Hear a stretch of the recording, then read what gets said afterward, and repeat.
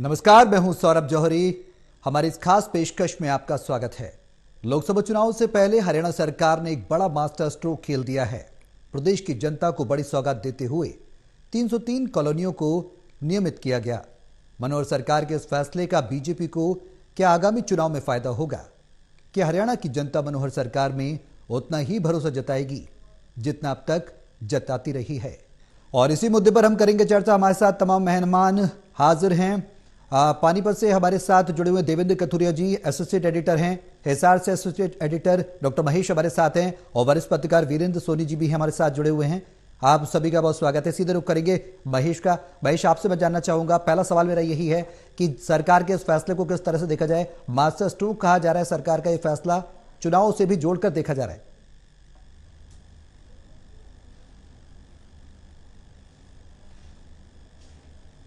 देखिए, यकीनन इस फैसले को चुनाव से जोड़कर देखने की जरूरत पड़ेगी। लगातार अवैध कॉलोनियों का जो मामला है हरियाणा की मनोहर सरकार के लिए सिरदर्द बनता हुआ नजर आ रहा था। और अगर मैं जिक्र करूं तो इसी सरकार में सबसे ज्यादा बुलडोजर भी अवैध कॉलोनियों पर चला गया। जिस तरीके से शुरुआती दौर का हम जिक्र करें, मनोहर 2 का मैं जिक्र करता हूं, मनोहर 1 गवर्नमेंट का मैं जिक्र करता हूं, लगातार सबसे ज्यादा अवैध कॉलोनियों पर बुलडोजर अगर किसी सरकार में चला गया है तो मनोहर लाल खट्टर की गठबंधन सरकार में चला गया है। और यही वजह है कि अब फील गुड करवाने की कोशिश मुख्यमंत्री मनोहर लाल खट्टर की तरफ से की जा रही है। वो जो जख्म लोगों को झेलने पड़े थे, उन जख्मों पर अब मरहम लगाने की कोशिश यहां पर सरकार की तरफ से की जा रही है। लगातार अवैध कॉलोनियों को वैध करने का मामला सामने आ रहा है और ये कवायद जो है करीब साल 1.5 साल से चल रही है। एयर ड्रोन सर्वे करवाया गया था। ड्रोन सर्वे के आधार पर ही ए, बी और सी कैटेगरीज यहां पर तैयार की गई थी, जिसमें 10%, 25%, 50% जो डेवलपमेंट जिन कॉलोनीज का हो चुका है, जिनमें सार्वजनिक इस्तेमाल को लेकर जगह और अच्छी खासी सड़कें जहां पर छोड़ी गई है, उनके डेवलपमेंट का जिक्र यहां पर सरकार की तरफ से किया गया था। लेकिन अब वो जो मामला है सिरे चढ़ता हुआ नजर आ रहा है और यकीनन आप इसे सीधे सीधे चुनाव से जोड़कर देख सकते हैं। लोकसभा की चुनावी आहट सामने है। ऐसे में मोदी फैक्टर को और ज्यादा कामयाब करने की कोशिश करने की जिम्मेदारी मनोहर लाल खट्टर पर है बतौर मुख्यमंत्री। यहां से अच्छा खासा परफॉर्मेंस, पिछली बार 10 की 10 लोकसभा सीटें निकलकर आई थी। इस बार परफॉर्मेंस में किसी भी तरह की परेशानी ना हो, यह जिम्मेदारी मनोहर लाल खट्टर पर है और यही जिम्मेदारी निभाने की कोशिश इन अवैध कॉलोनियों को वैध करने को लेकर है। कम या ज्यादा बड़ी रात इसे माना जा सकता है। सबसे ज्यादा जख्म भी इसी सरकार में लोगों को बुलडोजर के जरिए मिले हैं। अवैध कॉलोनियों में रहने वाले लोग बेहद गरीब लोग, और गरीब मैं इसलिए कह रहा हूं कि अब अगर हिसार का जिक्र करें या किसी भी हरियाणा के बड़े शहर का जिक्र करें, करोड़ों में प्लॉटों की कीमत पहुंच चुकी है। साधारण से साधारण मकान की कीमत भी 1 करोड़ से ऊपर रेजिडेंशियल सेक्टर में पहुंच जाती है। तो ऐसे में 1 करोड़ या उससे ऊपर की रकम की व्यवस्था आम आदमी के बस की बात। 8, 10 और 12 हजार में हरियाणा कौशल रोजगार में काम करने वाले या मजदूरी करने वाले लोग किसी भी तरीके नहीं बना सकते। और जिक्र में हरियाणा शहरी विकास प्राधिकरण का करूं तो मनोहर 1 और मनोहर दोनों ही कार्यकालों में किसी भी तरह का कोई भी नया सेक्टर सरकार की तरफ से डेवलप नहीं करवाया गया। इसी वजह से जो डेवलप पहले से शहरी विकास प्राधिकरण की तरफ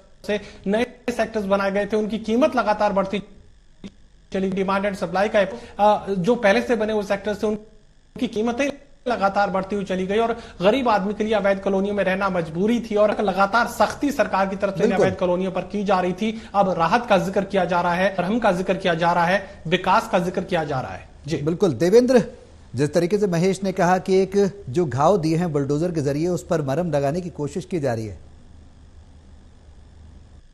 देखिए सौरभ, हरियाणा के राजनीतिक इतिहास को देखें तो जब चुनाव का समय आता है, कोई भी सरकार हो, कांग्रेस सरकार रही, ओम प्रकाश चौटाला की, बंसीलाल की, अब भारतीय जनता पार्टी की सरकार है, चुनाव से पहले लोगों को रिझाने की कोशिश की जाती है।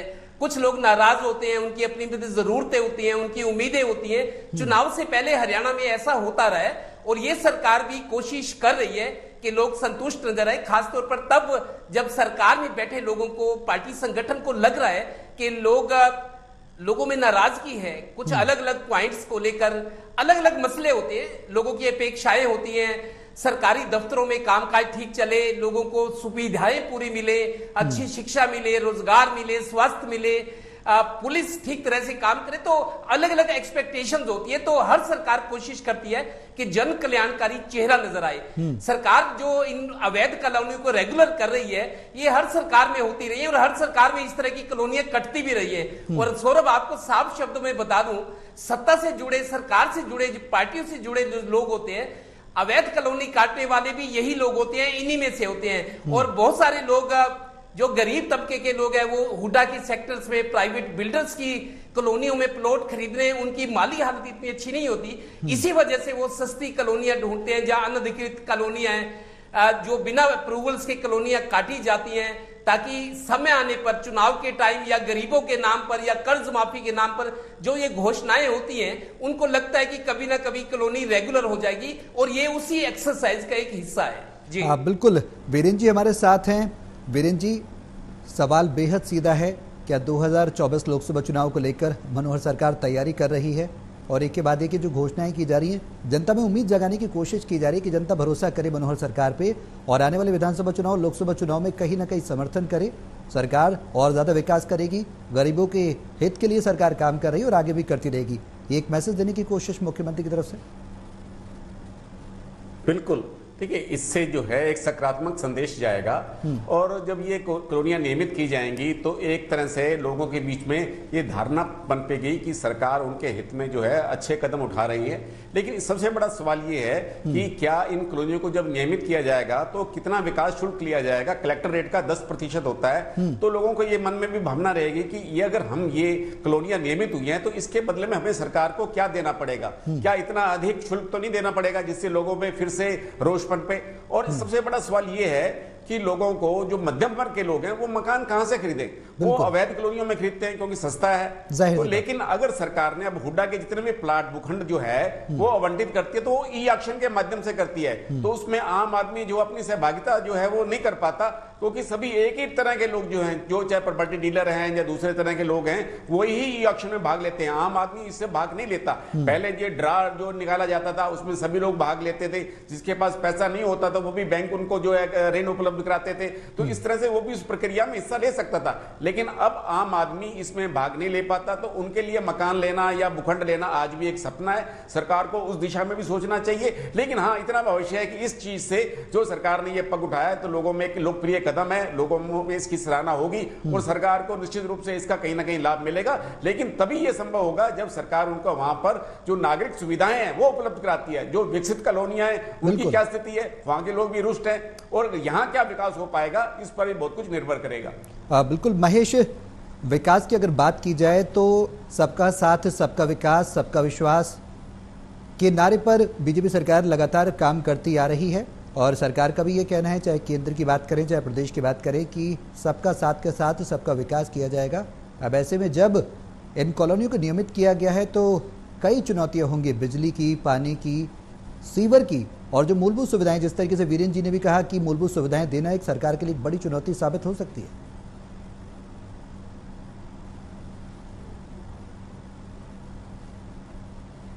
देखिए, बिल्कुल मौजूदा जो अवैध कॉलोनी है उनमें सुविधाएं उपलब्ध करवाना सरकार के लिए यकीनन सबसे बड़ी चुनौती होगी। सबसे बड़ी परेशानी दरअसल इन अवैध कॉलोनियों को लेकर ये होती है कि कुछ कम्युनिटी स्पेसेस यहाँ पर इन अवैध कॉलोनियों में छोड़े जाते हैं, जिसे आप कह सकते हैं कि कम्युनिटी हॉल के लिए जगह छोड़ी जाती है, या छोटे मोटे पार्क इन कॉलोनीज में छोड़ दिए जाते हैं। लेकिन जैसे ही अवैध कॉलोनी 80% से ज्यादा, 70% से ज्यादा अगर प्लॉट्स बिक जाते हैं तो इन जो कम्युनिटी स्पेस छोड़ा गया था, जो छोटे छोटे पार्क्स वहां पर बनाए गए थे, उन प्लॉट्स को भी आखिर में जो कॉलोनाइजर्स हैं वो बेच देते हैं। तो यकीनन एक गज जमीन भी ऐसी अवैध कॉलोनियों में नहीं मिलती। अगर कहीं कोई ट्रांसफार्मर लगाना है, कहीं किसी तरह का छोटा अगर कोई बिजली सब स्टेशन लगाना है, तो एक गज जमीन ऐसी अवैध कॉलोनियों में नहीं मिल पाती, क्योंकि जो कम्युनिटी स्पेस छोड़ा जाता है आखिरकार कॉलोनाइजर उसे भी बेच खाते हैं। तो यकीनन इस तरह की परेशानियां सामने आएंगी। लेकिन यहां पर फंड्स की व्यवस्था हरियाणा की मनोहर सरकार की तरफ से रखी गई है, और अच्छा खासा फंड इसके लिए मुकर्रर कर लिया गया है कि अवैध कॉलोनियों को डेवलप किस तरीके से करवाया जाएगा। लेकिन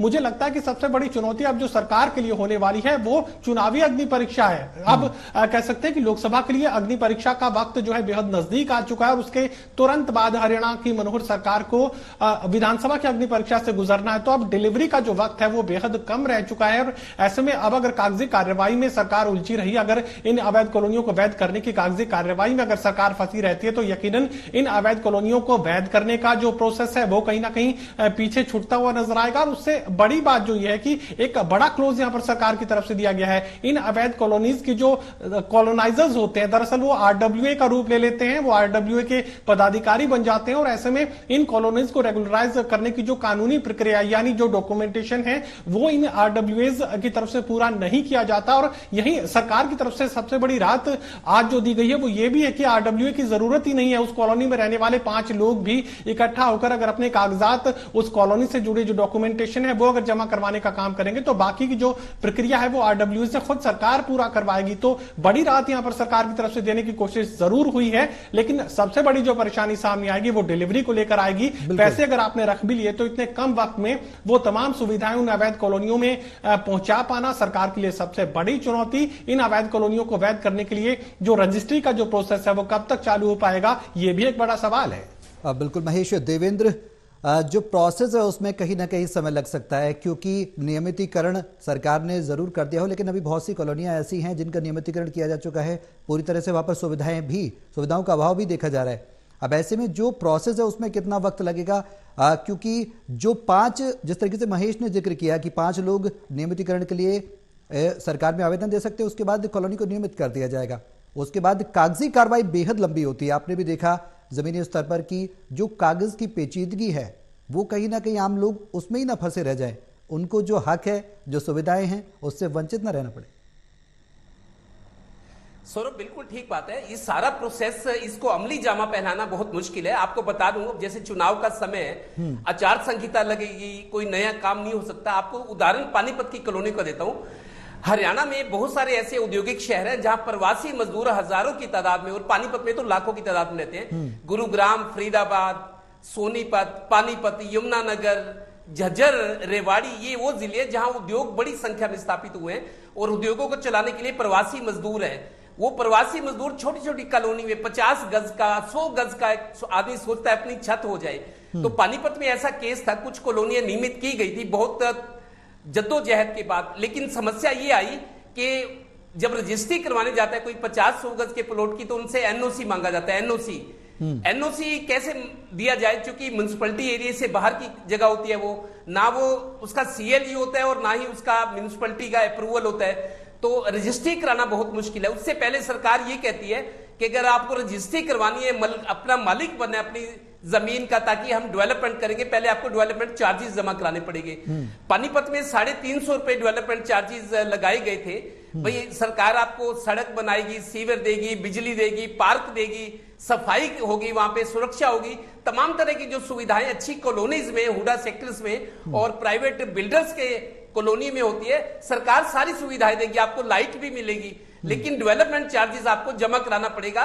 पानीपत की कुछ कॉलोनियां नियमित हुई थी, 350 रुपए पर गज के हिसाब से सरकार ने मांगा था कि रजिस्ट्री तभी होगी।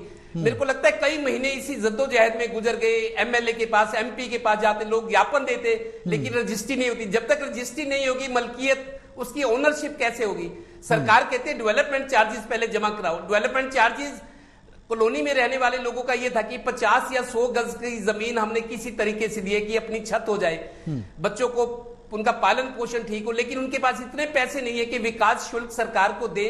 तब सरकार विकास शुल्क आने के बाद अपने सड़कें बनाएगी, सीवर की, बिजली के कनेक्शन देगी, पार्क बनाएगी। तो पानीपत में पिछले 2 साल से ये प्रक्रिया चल रही है, लेकिन मेरे को नहीं लगता कि लोगों की वो अपेक्षाएं आज पूरी हुई है। कॉलोनियों की रजिस्ट्री हुई है, लेकिन डेवलपमेंट जो सरकार की तरफ से होना था, डिपार्टमेंट्स की तरफ से सीवर लाइन डलनी थी, सड़कें बननी थी, पार्क बनने थे, लाइट के कनेक्शन होने थे, बहुत सारी दिक्कतें अभी भी चल रही है। तो ये जो घोषणा नहीं हुई है, उम्मीद जगाने वाली है, लेकिन इसको अमली जामा पहनाना मेरे को लगता है मुश्किल है। और आगे चुनाव आ रहे हैं, चुनाव आते ही आचार संहिता लग जाएगी, कोई काम हो नहीं पाएगा नया, तो ये सालों लगेंगे इस पूरी योजना को अमली जामा पहनाने में। बिल्कुल वीरेंद्र जी, जिस तरीके से देवेंद्र बता रहे हैं कि एक बड़ी प्लान को जब सरकार ने लेकर चली है, सरकार ने पूरी योजना बनाई है, योजना को अमली जामा पहनाने में एक वक्त लगेगा। विजन सरकार का लोकसभा चुनाव भी साफ तौर पर है, क्योंकि 1507 और कॉलोनियां हैं जिन्हें 31 जनवरी 2024 तक सरकार ने एक एजेंडा सेट किया है, पूरी तरह से नियमित करना है। तो एक बड़ा विजन सरकार लेकर चल रही है, क्योंकि चुनाव होंगे उसके बाद, जनवरी 2024 के बाद, तो एक रणनीति के तहत सरकार कहीं ना कहीं उसी के दिशा में एक काम करती हुई नजर आ रही है। देखिए, बिल्कुल देखिए, सरकार को मालूम है कि प्रॉपर्टी आईडी को लेकर जो राज्य के लोगों में जो है प्रतिक्रिया है वो अनुकूल नहीं है। तो इसलिए सरकार ने इन अवैध कॉलोनियों को नियमित करने की दिशा में जो पग उठाए हैं और एक उनके उपलब्धियों की श्रृंखला में एक और उपलब्धि जुड़ गई है। तो लेकिन इस बात को ध्यान रखना पड़ेगा कि जब ये कॉलोनियां नियमित होंगी, प्रॉपर्टी आईडी होगी, तहसील में उनका पंजीयन होगा, उसमें लोगों को बाधाएं ना आए। जिस तरह अभी देवेंद्र जी उल्लेख कर रहे थे, तो विकास शुल्क को लेकर कई तरह की आशंकाएं व्यक्त की जाती है, तो सरकार को इस बात का भी ध्यान रखना होगा। लेकिन एक बात आपको निश्चित रूप से माननी पड़ेगी कि मुख्यमंत्री मनोहर लाल जी ने व्यक्तिगत स्तर पर यह घोषणा की। हालांकि निकाय विभाग का मामला है, निकाय मंत्री भी इसकी घोषणा कर सकते थे, लेकिन उनको इस बात की गंभीरता को पता है, उनको अपनी छवि भी बनानी है और सरकार की छवि भी, तो इसलिए उनकी दोहरी भूमिका है। और इसलिए उन्होंने इस जो घोषणा है वो स्वयं अपने द्वारा की है। और ये बात निश्चित माननी चाहिए कि लोकसभा चुनाव के अंदर भी इसका प्रभाव पड़ेगा, लेकिन यह प्रभाव तभी पड़ेगा जब लोगों की आशाओं और अपेक्षाओं पर सरकार खरा उतरे, उनको सुविधाएं उपलब्ध करे और उनको नियमितीकरण के अंदर कोई बाधाएं ना आए। बिल्कुल।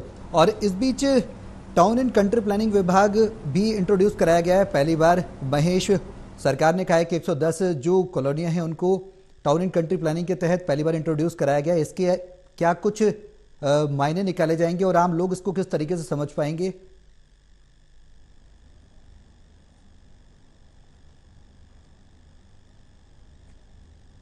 देखिए, सरकार लगातार ये बात कहती रही है कि शहरों में जो सुविधाएं उपलब्ध करवाई गई है उन्हें ग्रामीण क्षेत्रों तक पहुंचाया जाएगा। हरियाणा के जो बड़े गांव हैं वहां पर सीवरेज सिस्टम वो पहुंचाएंगे। इसके अलावा तमाम हरियाणा के बड़े गांव में अब पार्क का जो डेवलपमेंट है वो भी सरकार की तरफ से करवाया जा रहा है। इसके अलावा ई लाइब्रेरी और तमाम जो दूसरी बेसिक सुविधाएं हैं, जो मिनी ग्राम सचिवालय है वो तमाम गाँव में बनवाया जा रहा है। तो यकीनन जो सुविधाएं शहरों में लोगों को उपलब्ध करवाई गई, उसी तरह की सुविधाएं ग्रामीण क्षेत्रों में भी सरकार उपलब्ध करवाने की कोशिश लगातार कर रही है। तो ऐसे में किसी भी तरह का बड़ा वर्गीकरण सरकार नहीं करना चाहती है ग्रामीण क्षेत्र शहरी क्षेत्र को लेकर। पूरे हरियाणा प्रदेश में जहां भी चाहे बड़े गांव का जिक्र करें, चाहे कस्बों का जिक्र करें या शहरी क्षेत्र का जिक्र करें या नगर निगम क्षेत्रों का जिक्र करें, बड़े से बड़ा शहर और छोटे से छोटा कस्बा, वहां तक लोगों को राहत पहुंचाने की कोशिश सरकार की तरफ से की जा रही है। महकमा कोई भी हो, लेकिन जो अवैध कॉलोनियों में रहने वाले लोग हैं, जो अब तक बुलडोजर की मार झेलते रहे हैं, गरीबों के आशियाने ढाए जाते रहे हैं बुलडोजर के जरिए,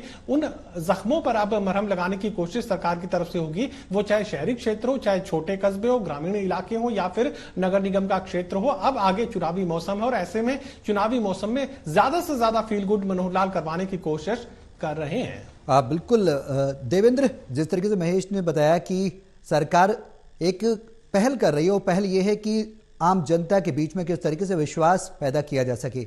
सरकार का एक फैसला तो एक तरफ है कि नियमित किया जा रहा है कॉलोनियों को, दूसरी तरफ एक सवाल यह भी है कि जो अवैध कॉलोनियां हैं उन पर जो अंकुश लगाया जा सकेगा सरकार के इस फैसले के बाद, उनको कंट्रोल किया जा सकेगा, क्योंकि अभी बहुत सी कॉलोनियां ऐसी हैं जो अवैध है हरियाणा में। देखिए सौरभ, मुख्यमंत्री जी ने 2 साल पहले भी कभी पानीपत में जो कॉलोनियां रेगुलर रुकी थी और अधिकारियों को अपने संबोधन में कहा था कि आप अब पूरी सख्ती बरते, आगे से अवैध कॉलोनियां ना काटी जाए। आपको बता दूं, जो पहले पैरामीटर्स थे, सरकार की एक बड़ी शर्त थी कि उन्हीं कॉलोनियों को, जो अवैध कॉलोनियां अनअप्रूवल हैं, जिनकी अप्रूवल्स नहीं है, जो जैसे कैसे बस गई, 50% अगर आबादी वहां रहती है, उन कॉलोनियों को रेगुलर किया जाएगा। ये शर्त थी, ये पैरामीटर्स की प्रमुख शर्त थी। भी 50% उस जगह पे अगर परिवार बस गए हैं, आबादी हो गई, तो हम उनको रेगुलर करेंगे। वो हो भी सही। उसके बाद इसको घटाकर, चूंकि कॉलोनियों की संख्या बहुत है, हर शहर में सैकड़ों की तादाद में कॉलोनियां हैं, ऐसी ऐसी कॉलोनियां हर रोज कट भी रही है। और फिर सरकार ने फिर थोड़ी सी उदारता दिखाई कि 25% जहां आबादी है, 25% तक जो कॉलोनियां बस गई है, सरकार उनको भी रेगुलर करेगी, सिर्फ इसलिए कि इनको निपटारा किया जाए, एक तरह से सेटलमेंट हो जाए, ताकि आगे से कॉलोनियां ना कटे। लेकिन कॉलोनियां लगातार कटती हैं, आज भी कट रही हैं। मैं पानीपत की बात नहीं करता, हरियाणा में भले ही थोड़ा सा चेक किया जाता है, जब सख्ती होती है इस तरह की गतिविधियां रुक जाती है, लेकिन उसके बाद फिर हो जाता है। और आपको सौरभ सबसे इंपॉर्टेंट बात ये बताता हूं कि सरकार जिस पार्टी की रहती है, सत्ता से, सरकार से जुड़े जो लोग होते हैं, वो इस पूरे गेम का एक हिस्सा होते हैं। अवैध कॉलोनियां काटने में पॉलिटिशियंस का भी हिस्सा है। आज भी मैं आपको बताता हूं, बहुत सारे इस सरकार के जो बड़े नेता हैं, उनकी भी इस तरह की कॉलोनियां, उनके भाई या रिश्तेदार या बेनामी आज कॉलोनियां अब भी कट रही है। बिल्कुल, वो कॉलोनियां जो काटी जा रही है काम, वो एक चुनौती जरूर है और उस चुनौती को किस तरीके से काबू किया जा सके, ये सवाल है। वीरेंद्र जी, लास्ट रिएक्शन में आपसे चाहूंगा जो नियमितीकरण के बाद जो सैलरीकरण की प्रक्रिया है, सिंप्लीफिकेशन की प्रक्रिया है, सरकार को उसमें और क्या कदम उठाने चाहिए जिससे कि जो चुनौतियां हैं उन्हें मिनिमाइज किया जा सके? संक्षेप में देखिए, सरकार का जो ये कदम है स्वागत योग्य है। सभी वर्ग इसकी सराहना करेंगे। भी सरकार को इसकी गंभीरता का पता है कि लोग क्या अपेक्षा रखते हैं सरकार से, लेकिन सरकार को इस दिशा में भी सोचना चाहिए। लोगों को आवास उपलब्ध कराने हैं। सरकार ने दीनदयाल आवास योजना भी थी, लेकिन उसका भी दुरुपयोग हुआ। तो मतलब सरकार के अपने स्तर पर प्रयास तो अच्छे होते हैं, लेकिन जमीनी स्तर पर जब देखा जाता है तो उसका कार्यान्वयन उस ढंग से नहीं हो पाता। तो सरकार को लोगों को सस्ते आवास उपलब्ध कराए जाए।